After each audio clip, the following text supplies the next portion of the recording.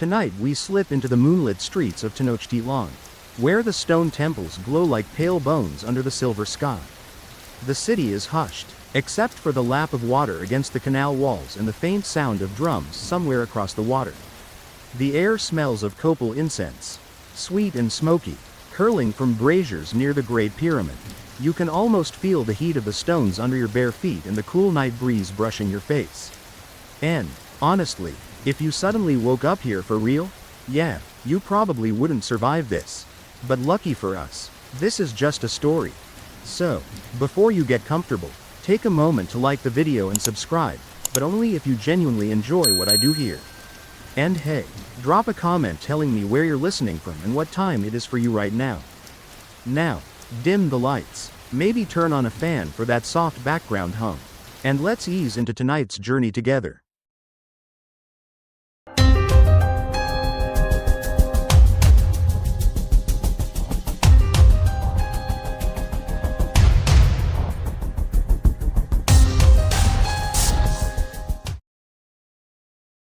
You open your eyes and find yourself lying on a woven reed mat.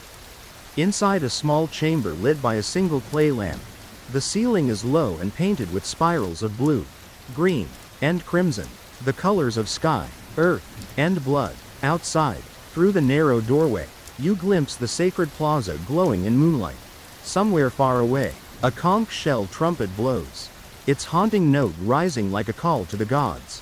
You stand slowly, brushing the dust from your tunic, and step out into the plaza.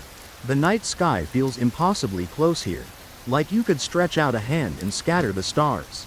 Across the courtyard, the twin temples of Tlaloc and Huitzilopochtli rise like giants, their steps leading up toward the heavens. Priests in white cotton robes move like shadows, tending the fires and murmuring prayers. Your gaze drifts toward the smaller shrine of Xochiquetzal, the goddess of flowers, beauty, and young love. Her idol is carved from jade and obsidian, her face serene, her stone headdress crowned with carved blooms. Tonight, it almost seems like she is watching you, waiting. Somewhere in your chest, you feel a tug, not fear exactly, more like curiosity, like being pulled towards something you already half remember. The plaza smells of damp stone, wet earth from the canals, and the faint sweetness of crushed blossoms left as offerings. You kneel briefly, as you've been taught, bowing toward the shrine. Above you, the moon glints on the temple steps like a spill of silver. You imagine the city alive during the day, canoes gliding across the canals, merchants shouting their wares, children running barefoot over the causeways, but tonight there is only stillness. It feels as though the entire city is holding its breath, waiting for something to begin. You sit on the edge of the plaza and watch as a small procession winds its way toward the temple. Young girls carry baskets of marigolds and calla lilies, their faces painted with delicate dots of white clay. They move quietly, barefoot, their anklets chiming with each step. The priests receive the flowers and scatter them around the idol's feet. And you watch the petals glow faintly in the lamplight. Historians still argue whether the Aztec night ceremonies were meant purely to honor the gods or to remind the people of their dependence on divine favor.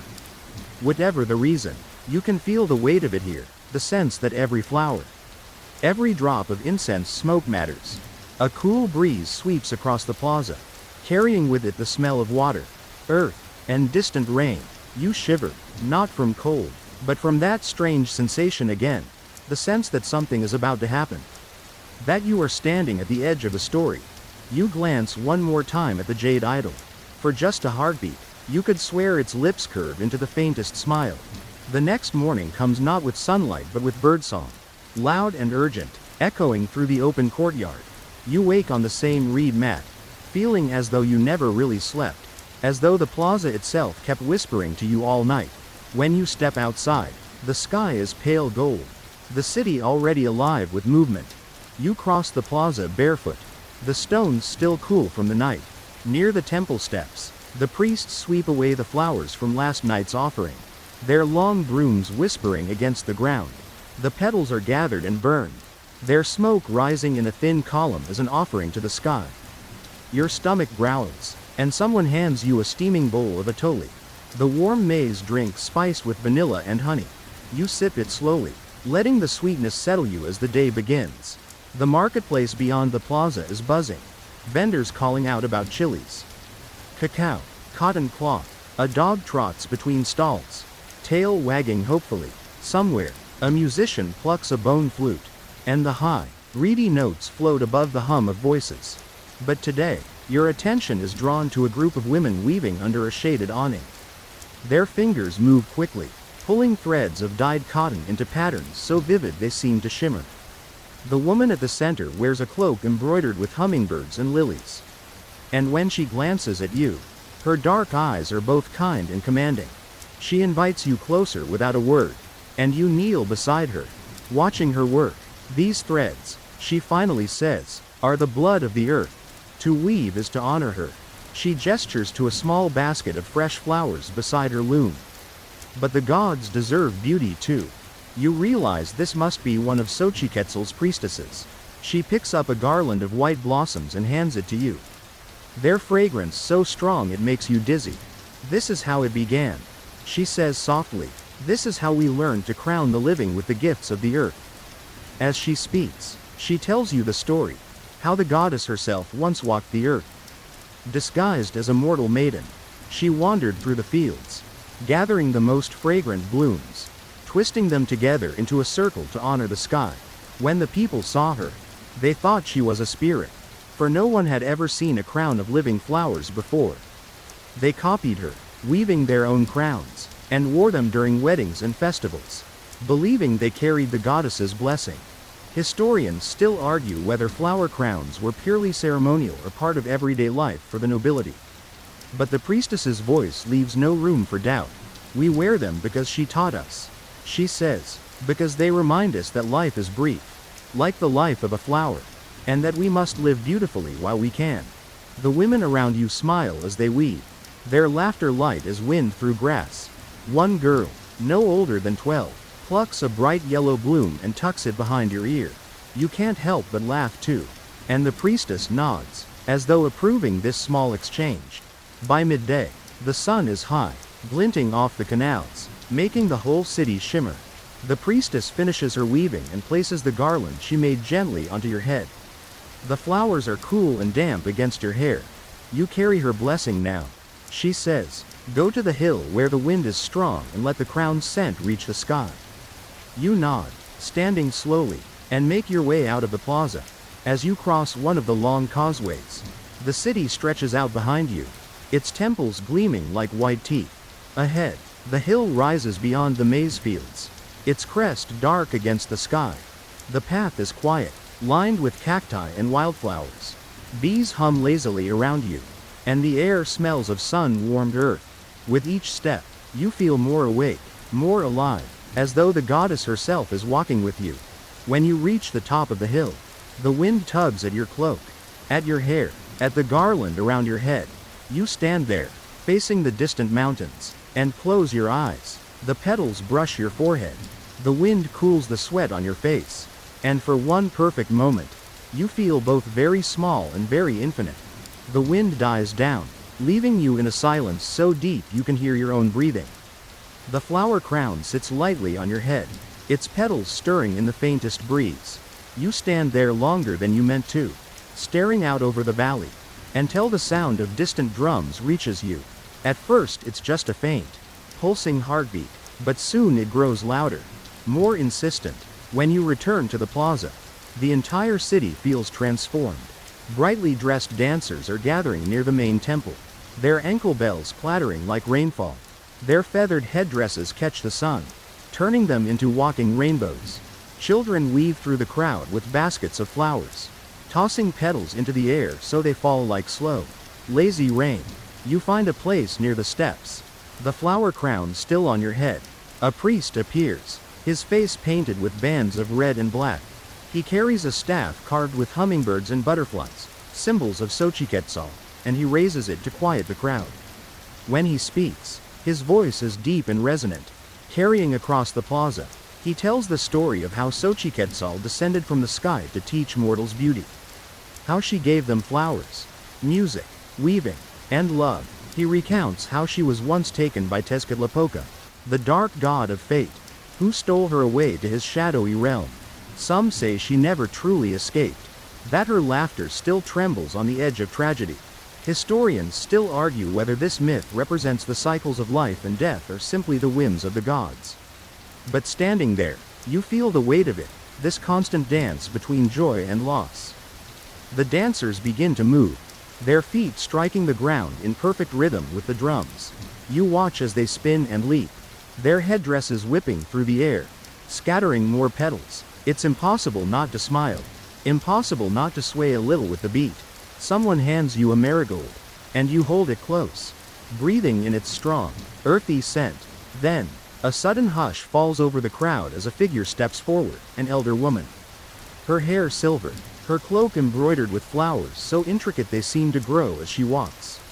She carries a garland much like yours but woven with rare blue blossoms that seem almost to glow. She climbs the temple steps slowly, and the people bow their heads as she reaches the top. In a clear, carrying voice, she offers the garland to the gods, lifting it high so it catches the sunlight. Then she places it at the base of the temple altar, where it joins dozens of other garlands until the whole space is fragrant and bright. You can't help but think of how many hands picked those flowers. How many women and men wove them. How many hours went into this single act of devotion. It feels like a thread connecting everyone in the city, farmers, weavers, dancers, priests, tied together through this offering. Someone near you whispers that today marks the beginning of a festival honoring fertility and new growth. The offerings ensure that the rains will come, that the maize will grow tall, that the people will flourish. You nod, understanding now why the plaza feels charged with so much energy, why the air smells sweeter, why even the dogs are quiet. The drums quicken, and the dancers spin faster, until the entire crowd is clapping along, chanting words you don't know but somehow understand. You feel heat in your chest, not from the sun but from something older, something alive in the earth beneath your feet. And then, almost as suddenly as it began, it ends. The dancers stop, the drums fall silent, and the crowd exhales all at once. The elder woman descends the steps, her face serene, and the people part for her as though she were the goddess herself. You glance at your own flower crown, still intact despite the crush of the crowd, and for a moment you imagine Xochiquetzal smiling, her laughter caught in the petals like dew. You leave the plaza quietly, your steps slow, as though you are carrying something fragile home.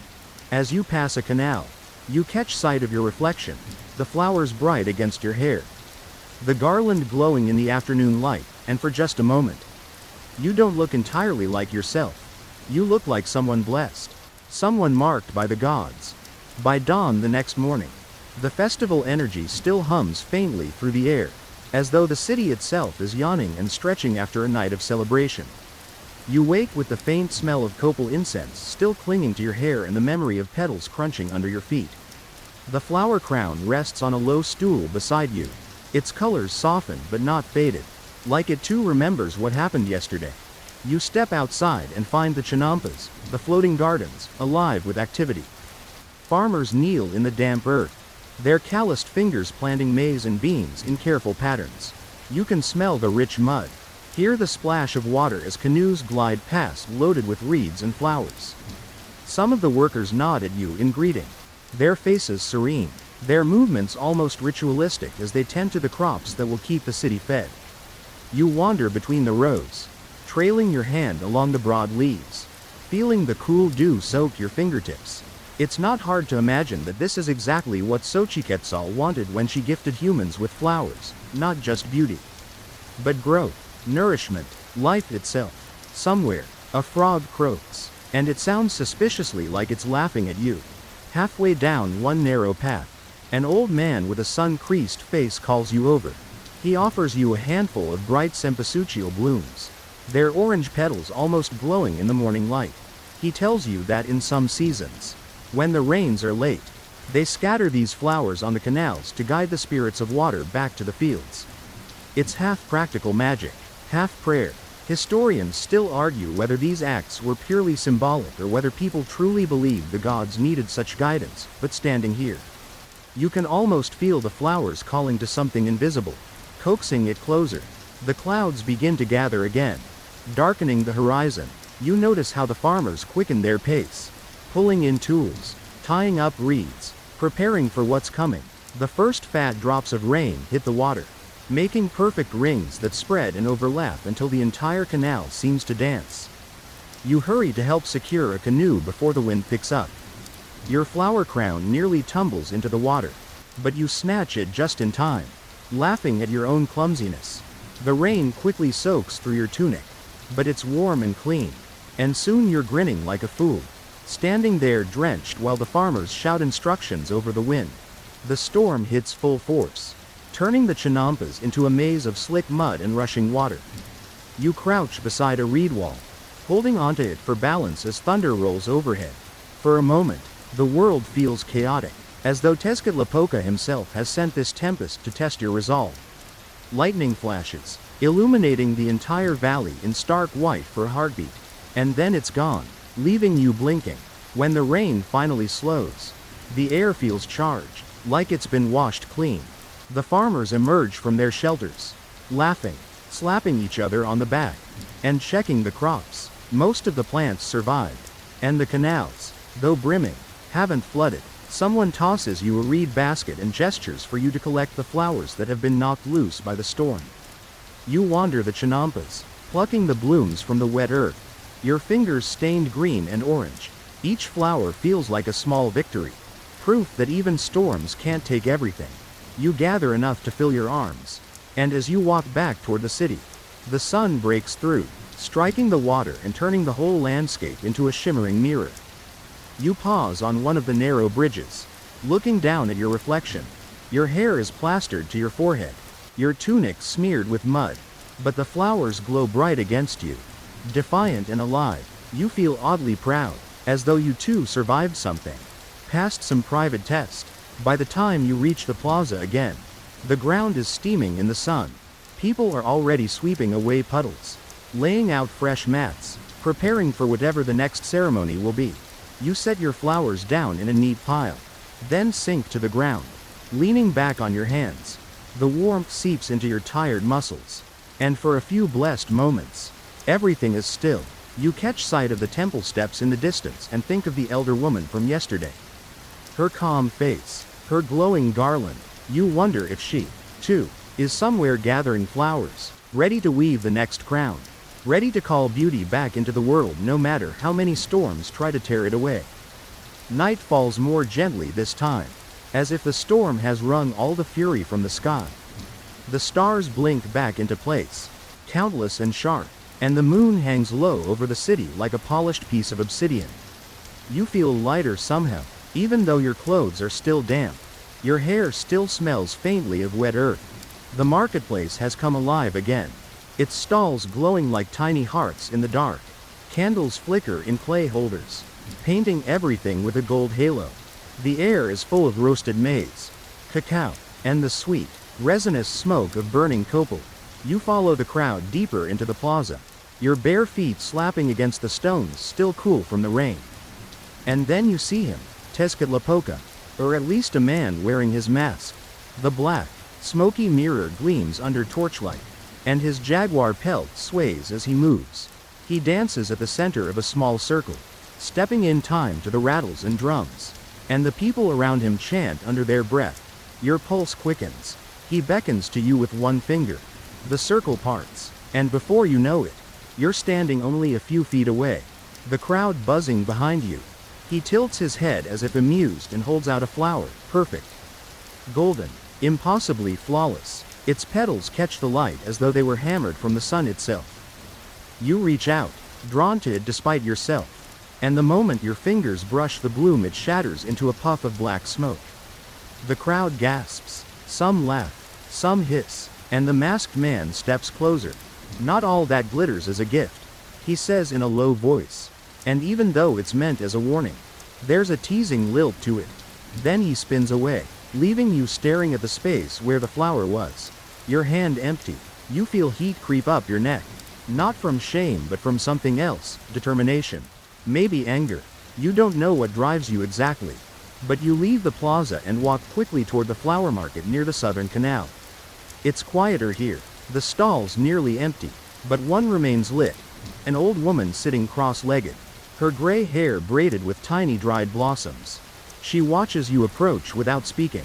You kneel in front of her, placing the flowers you gathered after the storm in a neat bundle at her feet. She studies them, then studies you, her face unreadable. Finally, she nods once, then produces a single blossom from under her cloak. It's unlike any flower you've ever seen, pale as bone, edges glowing faintly blue as if moonlight lives inside it. She presses it into your palm, her fingers cool and steady. "This is the one that will last," she says simply, "but there is a price." You wait, breath held, until she reaches out and plucks a lock of hair from your temple. It stings, sharp and sudden, but she doesn't even flinch. She ties the hair around the stem of the flower, knotting it with practiced hands. "Now it's yours," she says, handing it back to you. "But care for it well, or it will wither just as easily as the rest." You tuck it carefully into the crown you've been weaving, and something inside you settles, like a puzzle piece clicking into place. The old woman nods again, already turning back to her work, as though you were just one in a long line of supplicants. When you step back into the night, the air feels sharper, electric. The drums have started up again in the plaza, the smell of copal drifting toward you like a trail. This time, you walk back slowly, savoring the moment, feeling the weight of the crown in your hands and the quiet promise of the single pale blossom shining against the dark. You know the trial isn't over. Tezcatlipoca may still be waiting, but now you have something he can't take away with a trick or a puff of smoke. You wake before dawn, the sky still ink black, the air cold enough to raise goosebumps along your arms. The flower crown lies beside you where you left it, the single pale blossom glowing faintly, almost like it has been keeping watch through the night. You slip it onto your head and feel a strange calm settle over you, as though you've stepped into the part of the story where you're no longer the audience. You're the main character now. The city is eerily quiet at this hour. Even the dogs that usually bark in the alleys are still curled up. Dreaming, you move silently toward the temple district, guided by a pull you can't name. The crown seems to grow warmer with every step, and the streets seem to clear for you as if they, too, know where you are going. At the great temple steps, the first glow of sunrise breaks over the horizon, painting the pyramid in molten gold. Priests in white robes sweep the stairs, scattering marigold petals with each motion. The scent of them fills your nose, sweet, sharp, alive. You climb slowly, your feet brushing against petals and stone alike, until you reach the top. Up here, the whole city spreads beneath you, a patchwork of canals glinting in the dawn. And standing at the altar, waiting, is the goddess Xochiquetzal. She doesn't look like any of the statues you've seen. She's younger, softer, her skin glowing with the first blush of morning. Her dress is woven from hundreds of blossoms, every color of the season, and her hair falls in shining black waves nearly to her waist. She regards you with a half smile, like she's been expecting you all along. "You brought me something," she says, her voice lilting. Not quite a question. You kneel and hold up the crown, careful not to crush the single pale flower now woven at its center. She takes it gently, turning it in her hands as though inspecting every petal, every knot. Then she laughs, a clear, bell-like sound that makes the very air seem lighter, and places the crown back on your head. "You have done well," she says, "but do you know what this means?" You shake your head, unsure, and she leans closer until her face is only inches from yours. "It means you now carry a piece of me," she says softly. "This crown will remind the people that beauty is not meant to be hidden. That joy is a duty as much as prayer." Historians still argue whether Xochiquetzal's cult was ever this personal, whether ordinary citizens could meet her in visions or dreams. But right now, she feels as real as the cool stone under your knees. The drums start below, echoing up the temple steps, and Xochiquetzal steps back, lifting her arms toward the sky. You follow her gaze and see the sun crest the horizon, flooding everything in gold. The marigold petals at your feet glow so bright they almost seem to catch fire. When you look back at her, she's already fading, her form dissolving into a whirl of petals that scatter on the wind. A few land in your hair, clinging like dew before vanishing altogether. You touch your crown, still warm, still whole, and rise to your feet. As you descend the temple steps, the city is waking. Vendors call out softly as they unpack their wares. Children splash water from the canals onto their faces. And somewhere a flute begins to play. You feel different now, as though you've stepped into a new role. You're not just carrying a crown, you're carrying a story. A promise that you will keep weaving and keep sharing, even when the rains come again. By the time you reach the bottom of the steps, the sun is fully risen, and the crown seems to pulse gently in time with your heartbeat. You catch your reflection in the canal water, hair messy, eyes bright, crown glowing softly, and for the first time, you smile. The city is now fully awake, and you slip into the bustling market square. The crown still perched lightly on your head. People glance at you with curiosity, some even bow slightly, unsure whether to treat you like a priest, a messenger, or something stranger. The air smells of roasted maize and damp earth, still carrying the sweetness of last night's rain. You stop at a stall selling strings of bright marigolds, the vendor giving you a knowing smile. "For the goddess?" she asks. And before you can answer, she presses an extra blossom into your palm. It feels like a quiet blessing, warm and fragile. Everywhere you look, life hums with energy. Women grinding maize on stone matatis, boys chasing each other through puddles, merchants shouting prices over the chatter. The whole place feels sharper, more vivid, as if the crown has tuned the world's colors one notch brighter. You make your way toward the edge of the square, where the festival preparations are already underway. Wooden frames are being raised for dancers. Musicians tune their drums and flutes, and garlands of flowers are strung between poles like glowing necklaces. The scent of copal incense floats in the air, spicy and sweet. You pause near a group of elders who sit in a circle, braiding flowers into crowns. Their hands are steady, practiced, as though they have been doing this for decades, maybe centuries. One of them looks up and gestures for you to sit. You do, cross-legged, and watch their fingers work, looping stems and petals in intricate patterns.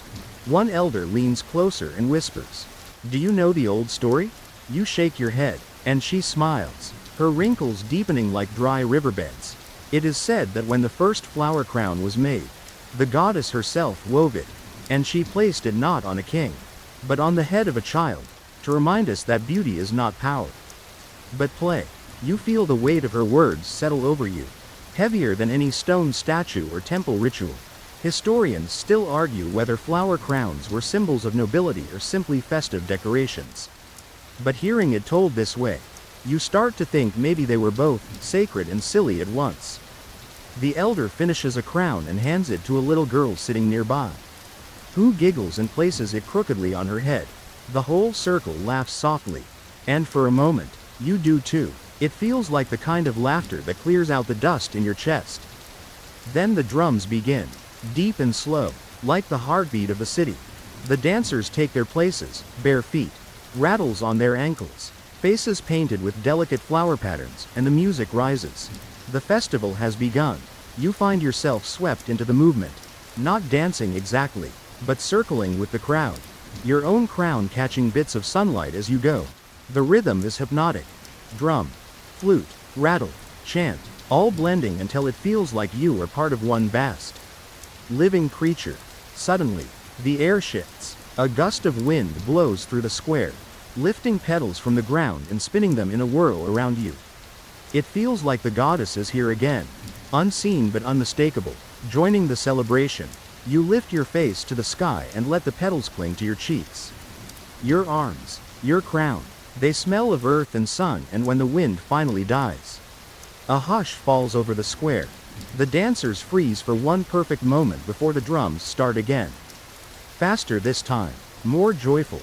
By the time the music ends, you are breathless, grinning, your crown slightly askew. The little girl from earlier waves at you, and you wave back, feeling like something has shifted permanently, like you are now part of a chain of crown bearers stretching back to the first one ever woven. You leave the square only when the sun is high overhead, its light hot and white on the paving stones. The festival continues behind you, music still echoing faintly, but you head back toward the temple, toward the place where it all began. Because now you are beginning to understand. This story isn't just about the goddess. It's about everyone who wears a crown, laughs, dances, and keeps the memory alive. By the time you reach the temple courtyard, the sun is nearly overhead, pouring heat onto the flagstones until they shimmer. You slip into the shade of the colonnade, grateful for the cool stone against your back. The crown has grown warm on your head, its petals slightly wilted but still radiating that strange sense of calm and connection. A priest approaches, his robe smelling faintly of copal smoke. He studies you for a long moment, then nods as if confirming something to himself. "You have seen the square," he says softly. "Now you must see where the first crown was placed." He leads you through a side passage that winds downward, the air cooling as you go. The corridor walls are painted with faded murals, jaguars leaping, maize plants sprouting, rivers curling like serpents. You trail your fingers over the rough plaster, feeling the grooves left by artists centuries before. At last, you emerge into a small, hidden chamber. In the center stands a single stone pedestal, low and unadorned except for a faint carving, a child's face. Smiling, surrounded by flowers, the priest kneels, motioning for you to do the same. You crouch there, crown slipping forward, and take in the silence. It is not an empty silence, but a full one, thick with memory, with the weight of countless offerings and whispered prayers. The priest begins to speak, his voice slow and rhythmic, like a lullaby. He tells you how the goddess Xochiquetzal wove the first crown on a morning very much like this one, using blossoms from every corner of the valley. He says she placed it on the head of a child because only children, with their unguarded laughter, could carry such beauty without fear of corruption. Historians still argue whether this temple was dedicated to her or to another goddess. The priest adds, almost conspiratorially, "But we who tend it know whose spirit lingers here." You find yourself smiling. It makes sense that the crown feels so light, not because it is empty of meaning, but because its meaning is joy, not burden. The priest hands you a small cup of chocolate, thick and slightly bitter, and you sip it while the chamber stays hushed. The flavor is earthy, comforting, a reminder that ritual doesn't always have to be grand to be sacred. When you finally rise, you set the cup down carefully on the pedestal and bow your head. You feel the crown shift, as though settling into its proper place. Back outside, the day is bright and loud again. The market is still buzzing, the music still playing, and you can smell the roasted maize from here. But you notice something new. Everywhere you look, you see crowns, not just on heads, but in patterns on weaving, in the arrangement of fruit on a mat, even in the way flower petals have fallen in a ring around a water jug. It's as though the world is conspiring to show you its secret shape. You wander back to the station house where you began your morning, your body tired in that pleasant, post-festival way. Someone has left a bowl of tamales on the step, and you sit to eat one. Steam curling in the air. Children run past, their laughter shrill and bright. One pauses, points at your crown, and grins. "You look like the goddess," he says before darting away again. And just like that, you laugh too, the kind of laugh that shakes something loose in you, that says, "Yes, this is enough." As the sun begins to slide toward the horizon, you feel the urge to ride, to take this story out across the valley and beyond, not because you have to, but because the crown almost hums with possibility, like it wants to be carried farther. You stand, brush off your hands, and glance toward the stables. Tomorrow, you think, tomorrow you'll go. For now, you just sit and watch the sky turn gold, the last of the market music drifting like smoke. And somewhere, you imagine, the goddess smiles. Night falls slowly, like ink poured over parchment, and you find yourself drawn back toward the main plaza. The market stalls are mostly packed away, but lanterns have been lit, glowing like fireflies along the edges of the square. You sit near the base of the temple steps, crown still on your head, and let the sounds of evening settle around you, soft laughter, the distant bark of a dog, the creak of wooden carts. The crown feels different now.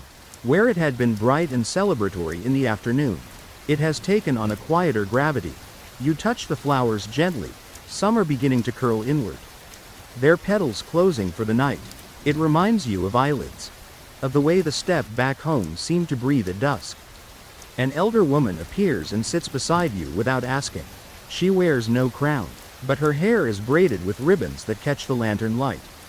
You have walked where she walked, She says simply, "Do you feel her now?"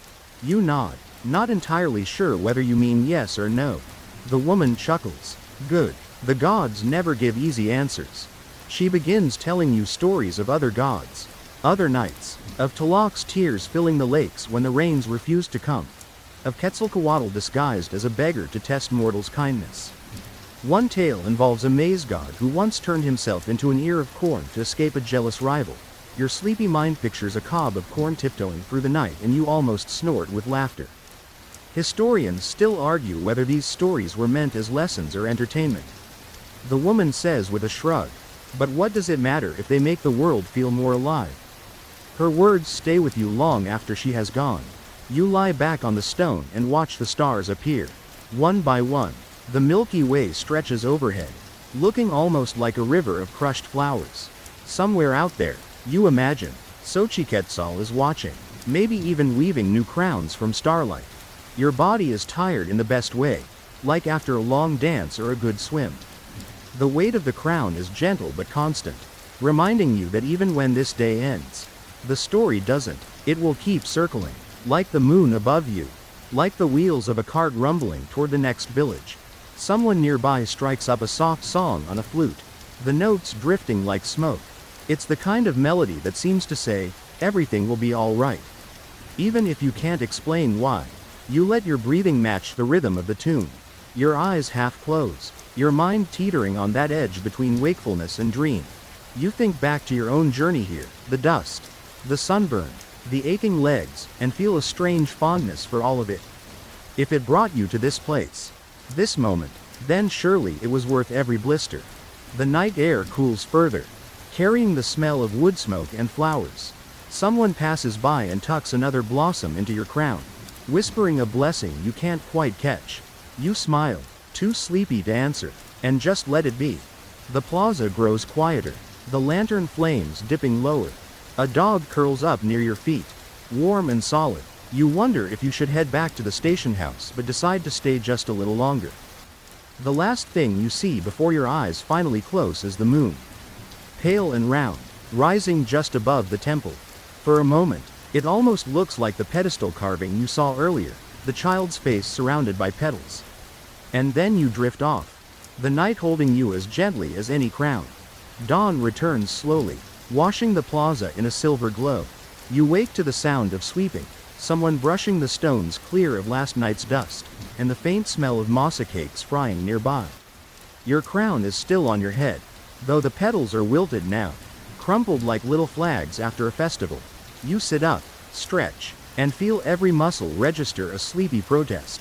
When you finally stand, the city feels different, not quieter. People are already stirring, starting their day, but softer somehow, like the volume has been turned down just a notch.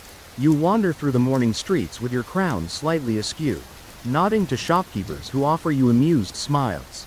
By the time you reach the edge of the city, the sky has warmed to a pale gold.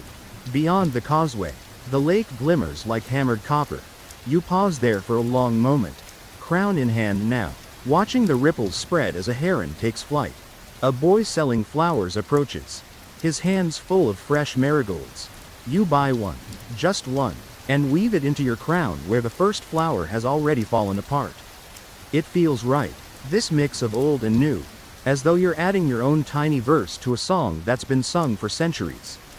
Historians still argue whether the crown was meant only for ritual or if it was also a way to honor simple, fleeting beauty. You decide it can be both. Maybe it always was. You don't hurry on the road back.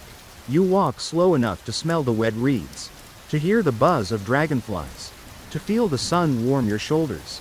You imagine that somewhere in the hills ahead, someone is making a crown right now, hands sticky with sap, smiling at the thought of how it will look when it's worn. When the station house finally comes into view, it's like stepping back into a smaller, quieter world. You slip inside, lay the crown on the low table near your bedroll, and sit for a while, just breathing.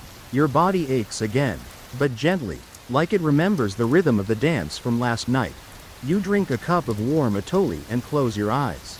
The crown is there on the table, a little messy now, a little wilted, but still shining faintly with dew.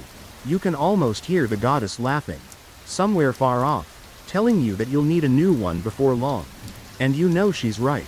The step outside, or the valley, or the desert, or wherever you go next, will call again. The road always does. But for now, there is only this moment, the warmth of the cup, the slow hum of your breath, the faint glow of the morning sun. You lie back and let your eyelids grow heavy. The city, the flowers, the goddess's smile, they blur and soften, turning into something dreamlike.